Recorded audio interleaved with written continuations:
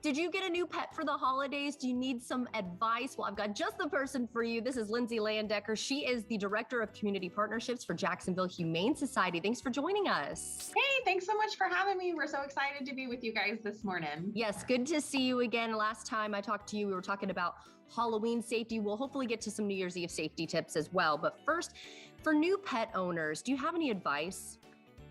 Yes, the best thing we can say for new pet owners is just to practice patience. It does take a while for pets to learn their new routine and for you to learn a new routine with the pet. So patience is key. So we just ask that you approach the situation with a lot of love and a little understanding for your new pet. Give them time to settle in.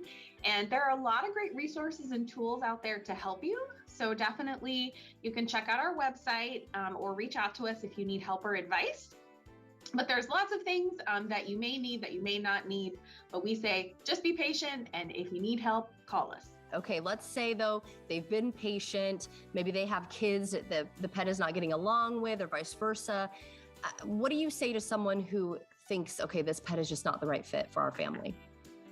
Yes, so there's a lot of times that might happen, and we want everyone to know that we are a resource in the community. We do offer free behavior assistance. We have a free behavior hotline. You can call us, you can email us. You don't have to worry about, paying an expensive fee.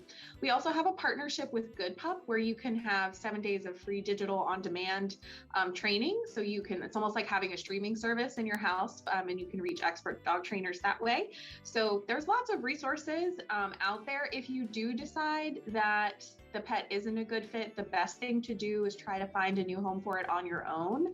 The shelter really should be your last option for surrendering, but we can be your first stop for resources. So we have tools that can help you. We don't want anyone to feel ashamed or embarrassed. This happens to everyone. So we would much rather be the ones you go to first when you need help than your last resort. Well, I'm glad we're talking about this then, because I didn't even realize you had all the resources available. Let's talk about New Year's Eve safety. We might be hearing some fireworks or having a bunch of people over. Any advice for keeping your pet calm? Yes. So the first thing you want to do is make sure your pet is indoors, because if they are outside in the yard, even if they're with you and they're on a leash, you never know what might spook them, particularly if, a firework goes off the wrong way or, something comes streaming out of nowhere. That's going to upset them. So definitely leave them home. They don't need to be at the fireworks show if you bring them inside. Give them an activity to do. So if you want to give them a toy, something to chew on, something to play with as a distraction, that would be great. Practice caution when you're coming in and out of the house. If you're having a lot of people over, I definitely would say maybe put them away in a back room. Make sure that they're wearing tags and collars with ID should they get out. And a really good tip is just some kind of white noise. So you can turn on the TV, you can turn on the radio. If you have a white noise app on your phone, or maybe have Alexa play it, something to drown out that big booming will bring in that calmness that your pet is looking for. It's funny too that you said bring in Alexa, and I hope I'm not setting off any of them at the house right now.